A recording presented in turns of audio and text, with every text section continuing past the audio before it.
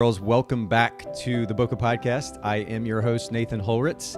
It is good to have you here today. For those of you that are live streaming on Facebook, facebook.com/Boca Podcast or youtube.com/PhotogSEdit, thank you for joining us and take advantage. We want this to be a two-way conversation, so comment, ask questions, send funny emojis, send dad jokes, whatever you want to do, but have some fun with us. Make this a two-way street, a conversation. And then for those of you who are listening to the audio version after the fact, make sure that you're following us at Instagram or on Instagram, Boca Podcast, B-O-K-E-H Podcast, so that you can keep up to date with the latest live stream that we'll be pushing out. We'll be doing these at least once or twice a week on average. And on that note, I am privileged to be joined today by Carolina Guzik. Carolina, thank you so much for, really returning the favor, because I got to be on your podcast as well. I know. Well, thank you for having me. I'm super excited to be here. And we're going to actually touch on a topic today, which honestly, we haven't spent a lot of time on, Carolina. And so I really appreciate that we're going to get into this. We're going to be talking about Pinterest, and more specifically, the mistakes that we might be making on Pinterest as photography business owners. Now, I shot weddings for about 10 years, Carolina. Back in those days, Pinterest wasn't really a thing. It's been a little while. Do tell me, how long ago was this? Dare I? Let's see. I started in 2001 and shot until about 2012. So that was the time frame. And in fact, even then, Instagram wasn't as popular for photographers either. It wasn't being utilized as a marketing platform the way it is now. But to that end, Instagram has been super popular. I feel like Pinterest hasn't quite gotten the exposure or has not been as popular as Instagram. Maybe we'll talk a little bit about that when we get to the topic here in just a little bit. I normally start off our conversations here at the podcast, though, with a few, shall we call them rapid fire questions? Sure. And so I want to jump straight into those. Let's start first with brand position. This is something we talk about quite a bit here on the podcast. Okay. I'm curious what your photography, actually, let's take both, because we're going to talk about your podcast and your photography business. Start with your photography business. What is your brand position or the unique value proposition that you offer to your market? I think that it's a very broad question, and Okay. it's not that easy to answer, because I feel like we are in a stage where like a lot of us are creating really beautiful work that is really similar. So Okay. let's say a lot of people think like, oh, branding is my website. Well, yeah, my website is great. However, anybody or a random person that doesn't know much about photography is going to probably think that it looks exactly the same as photographer B, right? Let's be honest. Interesting. Okay. So I think that my brand positioning comes like actually once they inquired. I am a person that is really attentive to my clients' needs and wants. I think that I have developed a good sense of like understanding what people want and, being present for them. So I think that's really when my brand brings a lot of value to people. So when I get an inquiry and they meet with me, many of the times they're like, oh my God, you made us feel so comfortable. You asked questions that nobody else has asked. You actually gave us the time. A lot of photographers don't even want to jump on a call. So I think that's where, yes, which is weird. Even when I hear that, I'm like, oh, I didn't even know that. I feel like everybody would like to, get, maybe a future client. Yeah, of course. Apparently it's not that way. Okay. So I think that's when my brand really becomes stronger in the eye of a future client. So I would assume then that most of your business you get from referrals? Well, that's interesting because I get a lot of business from like search engine optimization, Google, Pinterest, obviously, but also a lot of, word of mouth. Okay. So it's a combination. All right. Well, fair enough. While we're talking about this too, I want to go ahead and pull up your website, which for everybody watching, you can see on the screen, CarolinaGuzik.com.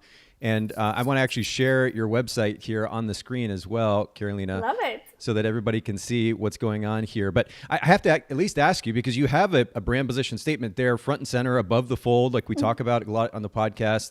Authentic, vibrant, romantic photography for couples madly in love. This is something kind of what you were saying a second ago. It's even a position statement that's relatively similar to what I've heard from photographers in other markets. I'm curious about this word authentic in particular. What does that word mean to you? Because a lot of photographers use that word. I think it may mean different things to different people.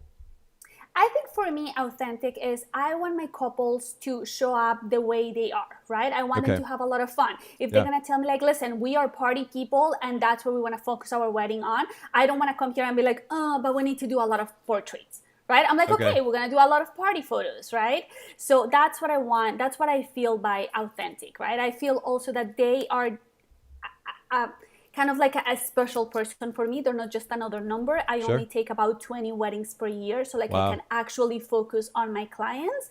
I do a lot of hand holding for them. Yeah. So I want them to feel, seen and appreciated. When so that's for me, that's authentic. Okay. And you speak to that. You kind of back up that message right here, the statement. For anybody who's listening to the audio version of this, it says just a little bit further down the page at carolinaguzik.com, Carolina makes you feel comfortable so you can be yourself. That's the quote there.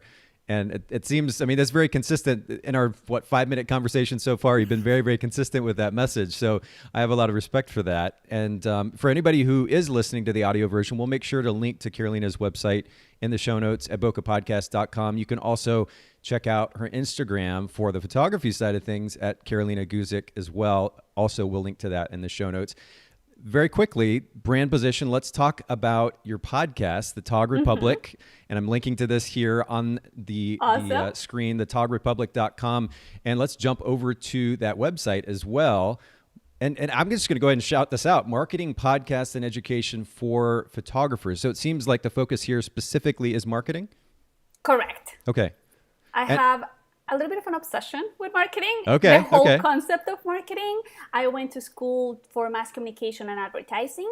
So I wanted something that was like very straightforward, no fluff, marketing tips that people can use and implement, right? Kind of like the blueprint. Obviously, everybody's going to get different results, but I'm kind of like giving people step-by-steps on how to do something to implement in their business. Yeah, absolutely. Okay, so we've got it here. And by the way, to your point about being straightforward, I love how straightforward that position statement is. Marketing, podcast, and education for photographers. So the focus there is marketing. And these days, as popular as podcasts are, and there are even a number of photography podcasts as well, you have to be specific, right? If you want to stand out a little bit. So I love the specificity of that. For everybody listening in, thetogrepublic.com. You can even hear my recent conversation with Carolina there as well. Also, the Tog Republic on Instagram. I put that up there on the screen for everybody watching live. All right, well, let's keep going. By the way, I love how to the point you are in answer to the questions too. This is great. You're actually following the rapid fire question idea here. So let's keep going. Awesome. What would you say is the most important principle behind providing a great customer experience from your experience as a photographer? Really listening. Okay. That's the shortest answer that I could give you. That's great. No, that's really good. Okay, so when you say really listening, though, one of the things that I think about when I go to, and I've said this before in the podcast because it's just been so impactful to me. I go to a photography conference, for example, and you start talking to another photographer, let's say WPPI. You can immediately tell when that person is checked out, like their eyes glaze over and the responses that they're giving are a bit robotic in nature. Is when you talk about truly listening, are you talking about that? I mean, you're talking about avoiding that kind of glazed over automatic pilot mode and actually engaging? Literally, like that's literally what I'm talking about, like truly listening. And that could carry on for your clients, for the vendors that you work with. I feel sometimes as photographers, we work in this like autopilot, right? Yeah. And the end goal also is like, how could I get more clients? How could I make this about me? I completely remove all that. It's like, how can I make this about my clients? And this could be really, really simple. Something as simple as this. There are clients that don't like to talk on the phone, right? But then you could be like, well, it is my process that we get on the phone. Well, you're not listening to your client if they're telling you, just send me a text message. I understand, obviously, there is limits and there is boundaries, right? Sure. But could be something as little as that. Or it could be something that your client really tells you, like, listen, I do not want to do a first look. Now, I, Carolina Guzik, like I'm 100% pro first looks, right? So like I would explain to them, I'd be like, listen, I'm going to give you 5 bullet points on why I think this is going to be really great for your wedding based on what you have told me, right? You have told me that you want to feel calm and collective, that you don't want to be rushed. Let me give you the 5 bullet, executive points here. And then you make an educated decision. Okay. Once I present my points, I back off and I let them, choose what they want. I'm not pushing anymore. I'm listening to what they're giving me. Okay. So I think this is, for me, has been kind of like my biggest asset, if I could say like that. Really listening to, both my vendors, my clients, and actually what's happening in the world for like do marketing also. Fair enough. You talked about limits. So let's kind of transition, use that as a segue to my next question. Time limits. We have limited amounts of time. And I can very much see you as somebody who's got a really strong work ethic and you're all in and you're working your butt off. But at the end of the day, we all have limits, right?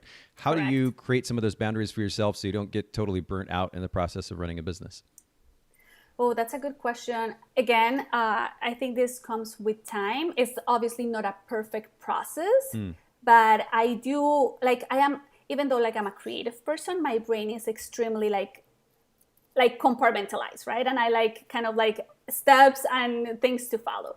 So for my personal, my personal life, my personal being, my mental health, when I am not working, I don't even look at my phone. Like literally, I will leave my phone at home.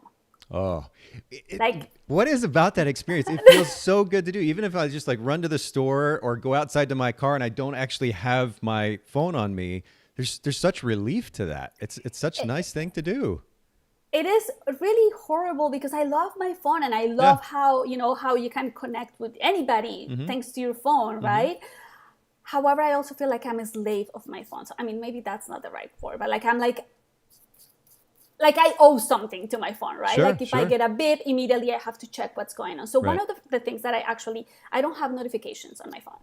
Not for social media and not for anything. Like I have no notification on my phone. The second thing that I don't have is I don't have my email on my phone. Oh, wow. So that has helped me a lot because I only check my emails in the morning and then I check my emails before I log off. Okay. So everybody gets, a response within kind of 24 hours, but I am not like constantly checking my email, right? And once again, if I am out and about with family or friends, I don't have my phone on me. Like I would either leave it on the car or leave it at home. I love that. There you go. And if I'm on a photo shoot, I have my phone because sometimes I feel like for security, for safety, whatever, I need to have my phone on me. Sure. My phone is always like on airplane mode. Okay. So, like I don't get anybody, like I will tell my husband like, hey, I'm here at this location, everything is fine. And then I kind of like put it on airplane mode. So like I don't get that distraction of like maybe somebody's calling me or even the phone actually ringing in the middle of a photo shoot and getting you like outside of what you're supposed to be thinking. Yeah. Do you ever get that sense of FOMO, like you're going to miss out if you don't have that notification turned on or you don't respond right away? No, not really. No, Okay. I have worked really hard to don't try to like get into that. It's not easy, but I get so much joy for being present that actually sometimes the phone is like, oh, I don't like you phone kind of a thing. Oh, I totally get it. I have to tell you, a couple of years ago, maybe 2-3 years ago, my phone broke, whatever. I went to Apple store and they're like, well, it's going to take like 2 weeks to get your new phone. The best 2 weeks of my life. It was amazing. It was really bad for driving because I do get lost going to this corner, of my house. So like not having a GPS was like a pain, in the butt. But other than that, it was fantastic. It was just so good. Oh, that's such a good reminder for all of us. And I, even just down to turning notifications off. I don't, it's funny, like you talk about email, I leave, not only do I not have email notifications turned on, but I don't normally check email until the afternoons. Kind of standard protocol for me, 2:00 or so. I think, certainly with as large a team as we now have, the last thing that I want to do is to get into this kind of instant messaging via email approach that a lot of people take to communication.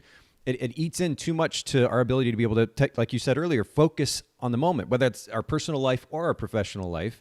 It distracts from it. And I think that's the case just in general with notifications as well. I love the idea of me actually being the boss and deciding when I go to that email or when I go to the social media notification. And I don't mean being the boss of anybody else. It's just simply being like, I get to make a choice for myself, how I spend my time, when I spend my time. Somebody else doesn't get to decide that just because they sent me an email or a DM or anything of the sort. And I have to be, I guess, a little bit selfish in that way, or I'm going to totally burn out within a week. It's not going to take long because there's too much going on. It is. It's like, I feel like, again, technology is a fantastic thing. I love it. Don't get me wrong. I grew up in the 80s and 90s. So not having like an actual phone with you at all times. So I do love it. But I also feel like the phone has become the main priority, right? And you get not only for the person that holds the phone, but let's say a text message, right? You send a text message, immediately you want to reply right away. You don't even know what's happening on the other end. The other person could be super busy. You get annoyed because they don't reply right away. Yeah. So I think it's work on that. Like you, as you said, you don't owe an answer right away to anybody. And we should also don't expect that right away. So I think it's been a good exercise to just like leave the phone at home. When it comes to time management, delegation plays a massive role as a business owner, whether it's something as small as, email management, delegating that, or editing, or album design, or accounting, or whatever it might be. Have you experimented at all with this in your business? We actually talk about this in our little episode. I'm really bad at this. I'm really bad at delegating. Obviously, I delegate like things that I know for sure I can do, like my accounting, right? Like that's something I need an expert to take care of this. Sure. I feel like as my business has grown, I do need a little bit of help. However, I haven't actually gone out there and get it. So that's something that I need to work on. Is it a control thing or like what's the, because I know a lot of photographers feel very similarly. I think it's a little bit of control thing. I think it's also a little bit of like, I haven't really made the effort to go and look for somebody. Okay. It's something that, right now I can do with this, I can do with that. But I know there's going to be a point when it's just like, well, I can't do, and now I'm in this pickle because I don't have the time, but I have to find somebody. So yeah. Well, I'm here for you, Carolina, if you ever need anybody to outsource your editing too. You're my first choice. I tell you this right now. Shout out to Photographers Edit, who happens to produce this podcast as well. But let me keep going. Okay, so talk to me about a favorite business book, maybe a self-help book, something that's made a big impact on your life in the last couple of years. Awesome. Before I give you an answer to this, I want to tell you what I do with my time management. I do one technique that has worked really well for me. Please tell me. Yeah. I give themes to my days. Okay. Right. Okay. So again, we run many hats. We have to do marketing. We have to be writers. We have to do, meetups and all of that. Yep. So for example, I know that on Tuesdays, it is my day for blogging. Okay. So on Tuesdays, whether I like it or not, I know that I have to put 4 hours aside to either research keywords that I need to look at what other people are doing, and think of great ideas that are going to help me, market my business. And each day has a different theme. Okay. Once I get off with that task, then I can move on with other things in business. I think that has helped me be organized. Again, is there that sense of, do you ever get that sense of FOMO? Like if you put so much focus and time into this one area of your business that the other things are going to kind of lose or miss out in any way? No. Okay. No. I don't suffer so much from FOMO, but I also know that you have to trust the process. So like the first time that I heard this concept of having themes, I was like, oh, how is this going to work out? But as soon as I implemented it, I'm like, oh, it makes sense. Okay. Because now instead of like thinking about blogging 5 days of the week and doing just a little bit every single day, taking a lot of time and energy, then I know that one day, it's that I need to focus on to advance my business. That's good. So that has worked. Yeah. That's good. Talk to me about a favorite book. Anything come to mind? Favorite book.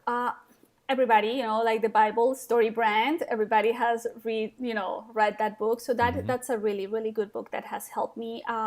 I don't focus much on business books. Okay. I mean, obviously, I've read all the, the major ones, right? Like How to Gain Friends and Influence People, or sure. I don't even know the title, but that's what pretty I'm much going it. With. Yeah. So that's a good one. Another one that I think that is really good that I think that everybody should read is How to Steal Like an Artist. It will give you a good perspective in how to being an actual artist and understand that pretty much we're reinventing the wheel. We're not making something completely brand new out of thin air. Yeah. So I think that sometimes as photographers, we either struggle with that concept or we think that we're just like paving the way when in reality, not so much. It's been done before. But you said it's How to Sell Like an Artist? How to Steal Like an Artist. Still? What? Spell steal. That. Steal, like steal, like STEA. Yeah. Oh, okay. Yes. Wow. Who's this by? I'm really bad with authors. I don't know, but I'll tell you right now. Yeah, I'm actually doing the same thing. We'll see who gets to it first. Amazon, How to Steal Like an Artist. Okay. Now, so I better understand what you were saying. That totally, wow. How to Steal Like an Artist. Okay. Let's see. Who's the author? Let's see. Austin Kleon? Yes. Okay. AUSTIN KLEON. Austin Kleon. How to Steal Like an Artist. And wow. For people that don't like to read, he has a 10-minute TED Talk that really covers the whole book. Really? Okay. Yes, it's fascinating. It's really interesting and gives you a lot of perspective of like, calm down, it's been done before. Just, embrace that, it. Though. Yes, no, I totally love that though, because it's funny. We all, and I know I've been guilty of it too. Like we all find some kind of significance in what it is that we're doing or some idea that we had. At the end of the day, you're right. There's really not a whole lot new under the sun. And even if you think that you're doing it for the first time, let's see in the photography world. Sure. It's been done before in like other type of marketing. Other industry has done it before. Now you just like learn, which is fine, Yeah. Go take what's working in another industry and now make it work in your industry. But I think, and I'm so glad you bring this up actually, because I think what happens is we give an idea so much significance and so much importance that we then we would become inflexible, right? Our ego is attached to it. We're like, oh, this is such a great idea that I came up with. And then our ego gets attached and then we don't flex and flow and adjust as needed. And that can ultimately be a detriment. It can hurt us. Correct. Wow. Okay. This is good. I'm going to have to look up that TED Talk too. And we'll make sure to link to all of this in the show notes at bokehpodcast.com. For those of you who are listening in, let's actually jump to this conversation about Pinterest. And again, this is great because we haven't really talked about Pinterest a whole lot here on the show. There've been 2 or 3 pretty significant episodes, but almost 500 episodes. We need to talk a lot more about it. All right, let's do this. So Pinterest, first of all, I mean, because as I mentioned earlier, it doesn't carry the popularity. I know it's talked about, but not to the extent that Instagram or Facebook is as a marketing platform. Before I even ask you the significance of the platform for you specifically, why do you think it's not as popular as Instagram or Facebook? I think it's a misconception. I think that people think that Pinterest is another social media platform. And they're like, well, I already have like the 2 big ones. Do I really need another one? So I think that's the first misconception. The second misconception, I think, is like a lot of photographers think that it's just for women, for moms. Oh, only moms use that platform. Okay. Why do I need to be there? And I see both female and male photographers making that assumption, right? They're like, just moms are there looking for recipes. Yeah. Which in reality is not true. Okay. All right. That's a little bit like I use Pinterest for like recipes all the time. Well, okay. So then to that extent, to that end, what was the motivation for you beginning to use Pinterest as a means of marketing your business? Like what was the motivation? Well, as I mentioned before, like I like to look at what other people are doing in other industries and see how I can apply for my business. So Pinterest was really, really big in the world of blogging, like maybe 5-6 years ago. Okay. So I was following a lot of bloggers because I like their content, whatever the case was. And I was like, well, they're really pushing this Pinterest thing. And even though I used it because I was using it to find quote unquote inspiration for my own, photography. Sure. I was like, I don't see what they're talking about because we're talking about like, oh, this is really going to help, get traffic to your business. And I'm like, I'm looking at the analytics and I see no traffic. So I don't know what they're talking about. Yeah. And then it was just like, I'm going to flip what they're teaching me because that's another thing that I have. Like I have this, I like my mind is always challenging. Like if you tell me something, most of the time it's going to challenge that. Oh, do it. I hope you do. Push back. Yeah, that's good. So I was like, what they're telling me is working for them. It's not working for me. I'm going to flip this. And I have really nothing to lose because if what I think is going to work out doesn't work out, currently I have 0 efforts put on Pinterest. Okay. So we'll see. So it was like an experiment and thankfully it did work out. So that how well did it work out, I guess? Like what percentage of your clients would you say you booked through Pinterest?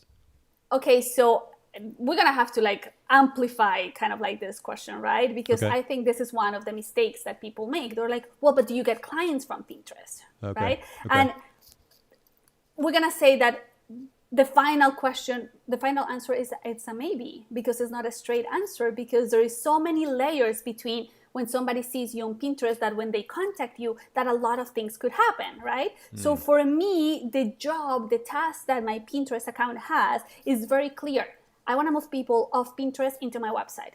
If I get that, Pinterest has done the job for me. Okay. Then obviously there is so many things that would happen before they contact me, right? My website has to perform well for them to contact me. Then my kind of like my sales funnel has to be so good for them to become clients. So it's not like, oh, I saw your photo on Pinterest, boom, client, money, contract signed. It's not like that. It's not that straightforward, sure. I would say. But I guess you talked about analytics earlier. If I look at my sales funnels for my companies and for example, of course, I can go into analytics and look at traffic from, say, the podcast. and begin to analyze what percentage of my business is coming from the podcast, or if somebody's using a referral code from a conference that they went to that we were sponsoring, or any number of potential avenues that somebody can come to me. Is that something that, are you able to do that analytically through data to actually see, at least get an idea that they're coming from Pinterest to your website? Because so that is, go ahead, sorry. Oh, no, please. That is exactly what I track. Okay. I track how much traffic I get to my website from Pinterest, and where is this traffic locally coming from, right? So when I see that 50% of my traffic to my website today comes from Pinterest, I know that Pinterest is doing its job. And is that the numbers you're seeing? Yes, I'm not lying goodness. to you. 50% of my traffic comes. I mean, I want to say 40 because Google is a little bit higher. Like actual Google, it's a little bit higher. Okay. But it's really close from what Pinterest is coming. My so word. That for me is doing its job. Oh yeah, absolutely, all day. So that's it. Then I go and I take a look at my analytics and I take a look at location, right? Okay. Because if I see that 50%, well, let's call it 40% of my traffic is coming from the UK, then I'm based in Miami. Am I going to book those clients? The answer is no, because even if I were to travel, that's not the people that I want to work with. Let's be honest, I don't even want to drive. So like, I'm not going to travel to the UK to get clients, right? Okay. So, but when I see the traffic and when I see the location base of people that are visiting my site, and they're all located in the South Florida region, a couple of people also coming from New York, which represents my clients. A lot of my clients come from New York to get married in Florida. Then I can make a correlation saying like, it is working out, right? Wow. Now, when you get an inquiry, and if you ask on your, like I asked the question, how did you find me? But I don't give them like a list of places, right? It's kind of like an open-end question. Sure. The majority of my clients just say Google. Is it really Google? Might not be really Google. Maybe they saw me on Pinterest, and a couple of days later, they just type the easiest answer, which is Google, the internet. Where do you find me? In the internet. Okay, well, we're going to have to dive deeper later. But right now, I just want to get to like that sales consultation. Right. I'm not going to like bother you about like, tell me exactly how you find me, right? I'm not going to go through that. Although I have to say, I'd be super curious too, like to dig into it a little bit. I mean, for example, the podcast for us, when I started the podcast, it was only ever meant to be a soft sell for Photographer's Edit. We've spent, 5 years now, almost 500 episodes. And on a regular basis, I won't give percentages away at the moment, but there's a certain percentage of new accounts created at Photographer's Edit that are at least noted as coming from the podcast. But what I also realize is the exact same thing that you're talking about, which is they may say that, for example, somebody else might put that it was a photographer referral, but a photographer might have told them about the podcast. They went to the podcast first, heard about Photographer's Edit there, and then ended up coming to us from that. Or maybe they saw an ad on Facebook about the podcast, and then they talked to a friend, and then maybe they listened to the podcast, and now they come to us, but they chose to put Facebook. It's some of the data can get a little bit skewed in the process. So I bet you're probably at least curious to ask those questions. Once they book me, because I feel like that's, that's not an important question to like press on. But once they book me, sometimes I dive a little bit deeper, just like, hey, we're finalized with our booking. I'm so excited. I know you said that that you found me, let's say on Google. Do you remember exactly how you got to me? And sometimes they're just like, listen, I don't remember. Some other times they're like, oh, I think that I saw you like on Pinterest. And then if I ask for like their Pinterest boards, so the majority of the times I see a lot of my images saved to their board. So I'm like, I could assume that that's how they found me. But then again, it's not like a straightforward answer per se. Well, I mean, again, to your earlier point, I would be sold immediately. If I saw 40% of my traffic coming from Pinterest to my site, done deal. But this is actually a great segue then to, we're going to talk about the mistakes that photographers are making using Pinterest, or at least in their perspective about Pinterest. And you actually shared 3 with me before we got started. Can you share those with myself and our listeners one more time? Absolutely, yeah. So once again, the first mistake is people thinking that one could be their audience is not a Pinterest. Well, actually, I'm going to give you 4. Let's say the first mistake is people thinking that Pinterest is a social media platform. Okay. Right? I have Instagram, I have Facebook. I do not need another one. Mistake. It's not a social media platform. It's an actual search engine platform. So saying no to Pinterest is like, I don't want to be in Google kind of a thing. no, you do want to be there. So that will be kind of like the first mistake. The first one. Okay. We'll come back to all these. For everybody listening and watching, we're going to come back and kind of break each of these down and what the solution is. But all right, second mistake. What's that? Second mistake will be thinking my audience is not on Pinterest, right? As I mentioned before, people think like it's just for moms, there is nobody there. Well, Pinterest actually releases data every single year, and they say that 40 million engaged couples plan their wedding on Pinterest. That's it. I have nothing else to say. Done. Yeah. Wow. Done. So that will be. The third one would say that once again, we're going to go back to like the same concept of search engine optimization, right? If Pinterest is a search engine optimization, if you're not using the right keywords, if you're not using text of your images, then you're not going to be found. So that will be the third mistake. People just putting an image on Pinterest and hoping for the best. Well, there is a little bit of a structure, just as you would do with your website, right? So that will be the third mistake. Okay. And the fourth mistake will be, and this is where people, other bloggers told me that my account was going to go so wrong, and I'm so glad to prove them right. Okay. Which is like pinning other people's content. Pinning other people's content, okay. Okay, so for me, my Pinterest is an extension of my website. When Pinterest first was created, it was like a platform for you to actually pin other people's content, right? That was like the idea of it. Like, hey, you find something you like, you pin it, fantastic.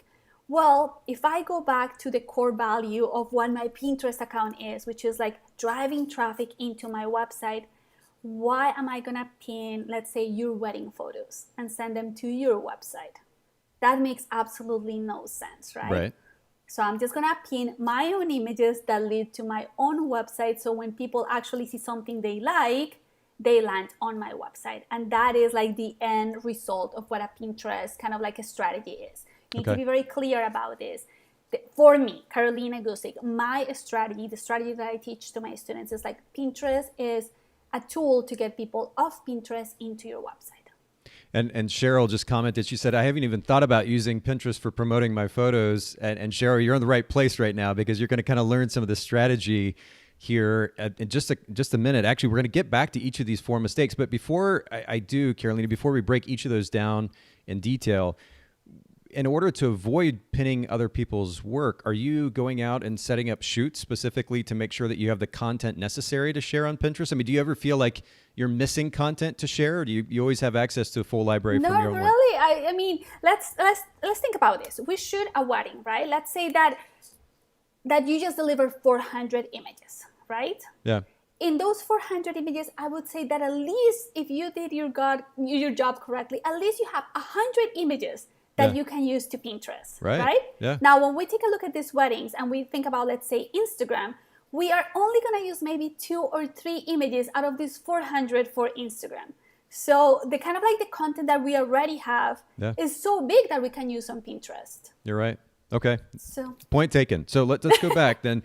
The first mistake you said photographers are making is that they're treating Pinterest like a social media platform. So the natural question here, and you alluded to this earlier, but the natural question here is, if it's not a social media platform, how do you categorize it? It is a search engine platform. Okay. So that leads with images instead of text per se. Right? You go to Google, you type, let's say, Miami wedding photographer, it's going to give you a bunch of links. Yeah. You go to Pinterest, you type Miami wedding photographer, it's going to give you a bunch of beautiful images. All kinds of photographers, all kinds of styles, they're all right there just for you to make a decision based on like what you like aesthetically. Okay. Well, let's come back because we're going to talk about strategy as it relates to treating it like a search engine platform. But we have a different perspective now. It's a search engine platform. Okay, that's good. That's a massive shift. The next thing that you said is that photographers assume that their audience isn't on. And I know you said, what did you say, 40 million couples? 40 million engaged couples. Every year. Is that U.S. specific or is that internationally? That is globally, as well? Okay. But let's pretend that we're just talking about the U.S. That has to be the North America kind of like market. It's taking much of that kind of like amount of, people. Well, even let's minimize it. Let's say in your city, let's say there is just 6,000 couples using Pinterest in your city to plan your wedding. You only need 20 to 30 couples a year. So it's still not even, I mean, I'm really bad with numbers, but I think that's not even like 1%. Right? Oh, yeah, exactly. Okay. All right. So again, point taken. Now let's get back to this idea of Pinterest being a an SEO platform, right? Mm-hmm. What is it that we are, and really ultimately a search platform, search engine, and we need to treat it, I guess similar to the way that we do Google, and that we need to actually focus on SEO for the sake of Pinterest. Correct. Do you have one or two, maybe three next actions for our listeners to do just that? So let's say that you have, and this is what happens with the majority of my students. Let's say that you, Nathan, you have your Pinterest account just for the sake of it. Then I go and I take a look at it. Nowhere in your account says that you are a photographer or where your location is. So let's go to the bio. Right on the bio, instead of telling, let's say for me, instead of saying Carolina Guzik photography, that really, maybe my mom is searching for that, but nobody else, right? I need to put Miami wedding photographer. Okay. Right on the bio. That's my bio right there. And then obviously I put my name. There is a description that you can add to your bio on Pinterest, just like you do it on, on Instagram, something like that. Sure. The majority of photographers are leaving that bio empty. Well, put what you do, right there. It says, authentic, vibrant, and romantic Miami wedding photography for couples madly in love. I also photographed the coolest family in South Florida. So here I'm talking, once again, I'm saying Miami wedding photographer, and I'm also talking about South Florida. Yeah. Well, I mean, this is, and by the way, for everybody listening to the audio version, I actually have Carolina's Pinterest pulled up right now. And by the way, this is interesting you bring this up, because one of the things that I've seen even on Instagram is that photographers don't put their names in the profile. You have to literally go searching for who this person is that just DM'd you, or that, maybe you landed on their account because you did a search. They don't have their name there. You've got Miami wedding photographer, so it categorizes what it is that you do, but then Carolina Guzik. And correct. Of course, your website, and then the position statement. And then, of course, you can scroll and look through these variety of beautiful images that you have here. Okay, so to that end, then, so we're going to start, first of all, just by putting that basic information there in the profile. What next? Is there something else? I mean, again, I'm thinking about SEO. I'm thinking about, you talked about earlier about keywords, right? Talk to us a little bit about that as it relates to Pinterest. So the way that Pinterest works is you have boards, right? And you can create all different boards. Another mistake that I see is a photographer has a board that says weddings. That tells me absolutely nothing about what you do. Okay. Where do you weddings? What is your city? What kind of weddings do you do? So when we create keywords, we have to kind of like niche down to all these specifics, right? Especially if we want people within our area that will find us, right? Once again, if I put beautiful weddings, well, people in Australia could be looking at my boards all day long. Makes no difference in my business, right? I mean, am I going to get a huge amount of traffic to my website? Maybe. Is that traffic going to turn into clients? No. So I'd rather have 10 people in my city actually interested in what I do than 100 people globally, right? So once again, niche down, Miami wedding photographer. Another thing that I do is I split my boards really niche down. I have one board for every single venue that I have worked at, right? We need to go back and kind of break down the process of how somebody might find you, right? Let's say somebody gets engaged today. They're super excited, amazing. The first thing they're gonna look at is ideas for their wedding, or maybe venues in their city, right? They don't know what their wedding is gonna look like, but they're just gonna go to their city and say, Miami wedding venues. And now they're gonna get in Pinterest a bunch of pictures, all kinds of different venues, and aesthetically they're gonna be able to say I like this, I like that, oh, I don't like this. Right? So once you break down your boards into a specific venues, let's say there is a venue that I love that is called the Ocean Reef Club. The Ocean Reef Club is actually on the Keys. So that, particular board says Key Largo wedding venue, destination wedding, all these little things, right? So when somebody's looking for, a destination wedding in the Keys and they see my venue, they might think, oh, I really like this venue. It looks really pretty. They click on that. So far, they haven't even thought about a photographer, right? They're just looking at a venue.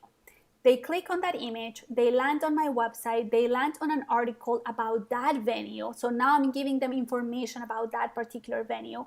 Now I'm also obviously adding my images to that article. So now they're like, oh, I like the style of photography that this person has. I also need a photographer. So it's not right on your face, hey, you need a wedding photographer. It's I'm giving them value, kind of going through the back door of how the mind will work. Well, I'm as you're talking, I've got your Pinterest account pulled up here, and this is going to be a great segue to the last mistake that you mentioned photographers are making, which is not using their own work. You've got, not only do you have so much work that you're sharing here, But truly, it's beautiful. I mean, I've been in the industry for 20 years now. I've seen a lot of work, but it's the fact that you have so much content here that is so consistently good. It's so compelling. I could easily spend a lot of time just looking through your Pinterest account. It's absolutely stunning. Really, really beautifully done. So as you can see, I mean, right now people are listening to the podcast, they can see, but you're scrolling, right? And you might see an image twice. And that is because I have pinned the image to 2 different boards. So for example, I have a board for, let's say, Miami wedding, portraits. Okay. So all the kind of like the style portraits go in there. But then they might also have like a beautiful, like this one, like Frida Kahlo inspired wedding ideas. So that goes in the particular Frida Kahlo, board. Okay. Now, I want to make sure that everybody that is listening to this understands that because Pinterest is a search engine platform, once they click on an image on Pinterest, that image needs to answer a question. For example, let's back this up. Let's say somebody is looking for Frida Kahlo inspiration weddings, right? Okay. They're like, oh my God, I want, it's in fashion and this is what I want to add to my wedding. And they start looking to this and they come across my images. They're all about Frida Kahlo. They're like, oh my God, I love this. I want to see more of this. I need more inspiration. If they click on that photo and that URL takes them to my homepage, I'm going to lose that visitor. Because now what they are seeing, even though it's beautiful photos, is not related to a Frida Kahlo wedding. Okay. They're not going to spend time on my website trying to figure it out where this Frida Kahlo wedding is. Okay. So it is really important that the images that you add to Pinterest, every image must have a URL. That the URL leads the visitor to the content that you are promoting. If you're promoting a beautiful beach wedding and I click on that and now it takes me to like your page about mountain weddings, you lost me because that's not what I want. Even though your images are beautiful, that's not what I want. And I think that's another big mistake that photographers do. They link to their homepage. Oh, interesting. Okay. So in this case, I mean, it says if you're the type of couple, and for everybody listening on audio, this is where you're missing out if you're not watching the live stream. We do replay this, so you can go back to facebook.com/Boca Podcast and see the replay. But I'm looking here at this particular image, Frida Kahlo inspired wedding ideas. If you're the type of couple that wants to add color and style to your wedding, this Frida Kahlo inspired wedding is right for you. You've given a few hashtags. And then at this point, you said they would just click Click, I think, go over the image. Okay. And click on it. It says right now, it says carolinaguzik.com. It doesn't say anything else. Right. But if you go there, it takes you to a blog post about Frida Kahlo inspired wedding ideas. Wow. Which again, I mean, seriously, Carolina, this is beautiful, beautiful stuff. Thank you. It's really beautifully done. But what I want everybody listening in or watching to not miss, you've got to pay attention to what exactly Carolina is saying here, because frankly, I've learned this the hard way as well. Carolina not being intentional enough in my marketing efforts. And unfortunately, it doesn't even relate to Pinterest, just on Facebook, for example, running an ad or otherwise, not being intentional enough in what I am actually, or the funnel that I'm creating for that potential client. And then I'm actually leading and guiding them to a very specific location or in a very specific direction. That's super important because we miss out on the opportunity to, I guess, further either convey the message or to reiterate or back up the message that's being communicated. Is that right? Correct. I feel, and this might ruffle some feathers, but okay, I feel go for it. Like as photographers, sometimes we're very, very ego driven, right? And we're like, if they want me, they're gonna find me. If they, let's go back to this Frida Kahlo thing, right? They see it on Pinterest. Yeah. They love it. They're like, oh my God, this is exactly what I was looking for. Let's say that I just linked them to my homepage. They land on my homepage. There is no Frida Kahlo anywhere on my homepage. Yeah. If I were ego driven, I would say, well, they're going to look to galleries. They're going to go to the blog. They will find it if they want it. Do they use that tone of voice too? Yeah, that voice. That's what it sounds like. that's my ego voice in my mind.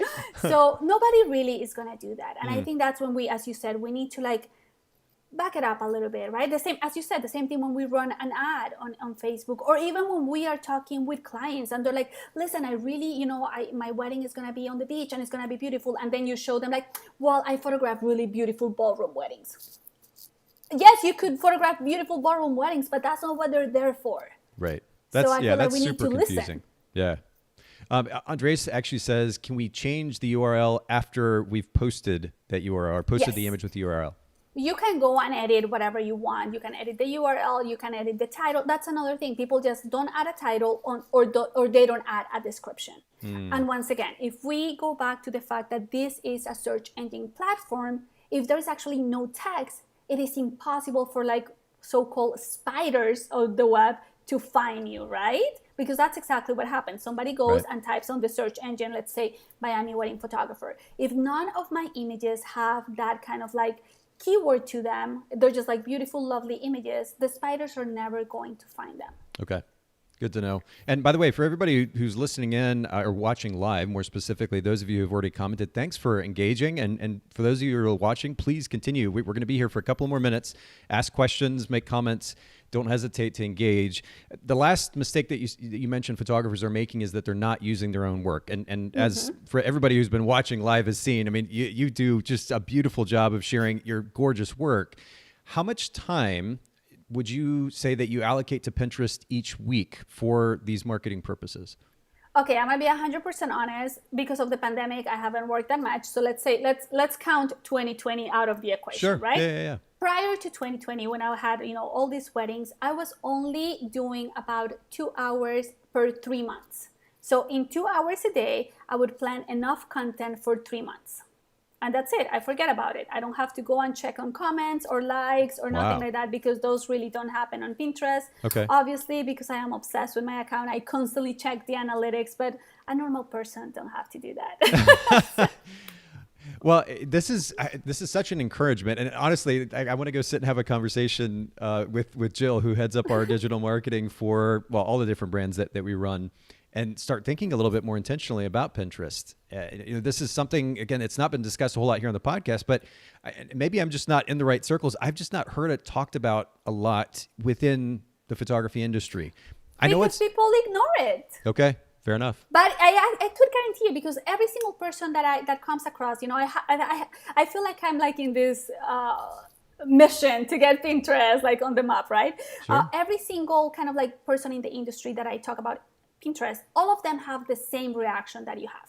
They're like, I don't know, I never heard about this. Now, I want you to go into your Instagram stories, if you are a wedding photographer, and ask your audience, do you use Pinterest? Put a poll, yes, no. You're probably going to be surprised that the majority of people say yes. Go to your former clients and be like, hey, by any chance, did you use Pinterest for your wedding? And I can guarantee you that the answers are going to really surprise you, because the majority of couples do use Pinterest. Just because they didn't show you a board doesn't mean that they didn't use it for like their inspiration. Right. Sometimes it just takes asking the question. We can't assume or project onto other people.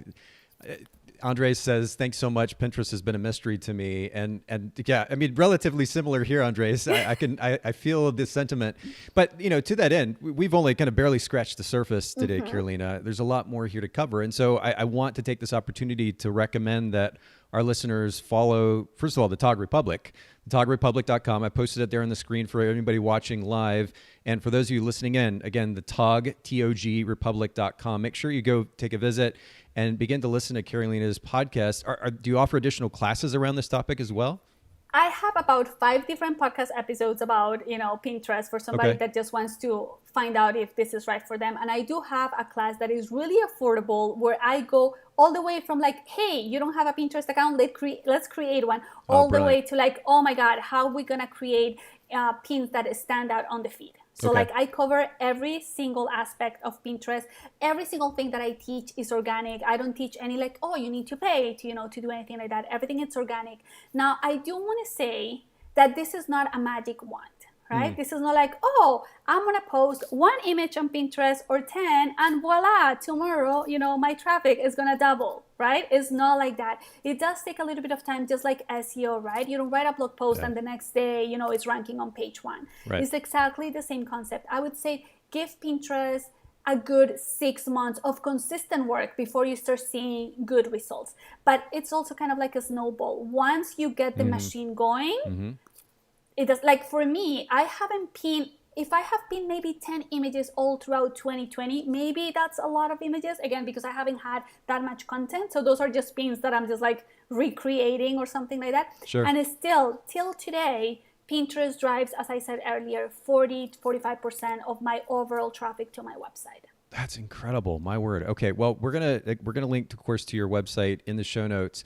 For those of you who are watching, you can see this. If you go to thetogrepublic.com and click on classes, you can learn more about this class that Carolina just mentioned. Of course, we'll link to that in the show notes at bokehpodcast.com. But Carolina, this has been super good. I mean, honestly, my number one goal outside of just conversation and connection like this and sharing the love, the kindness out there with the photography industry at large is to add practical value. And you've done that. I mean, you're such a great communicator and teacher. So straightforward. I love it. For all of our listeners, will you just mention one more time all the different kind of places that they can find you online? Well, they can find me at thetalkrepublic.com or The Talk Republic on Instagram. And if they just want to check out my photography, it's carolinagusik.com. Perfect. We've got that up there on the screen. Thank you, everybody, for joining us, for hanging out. Thank you. For those of you who are listening to the audio version, make sure you go back and check out the video version. You can follow along and see a little bit more about what we were talking about. We'll put all the resources we discussed today in the show notes at bokehpodcast.com. Thank you, everybody. Have a lovely, lovely day. Bye-bye.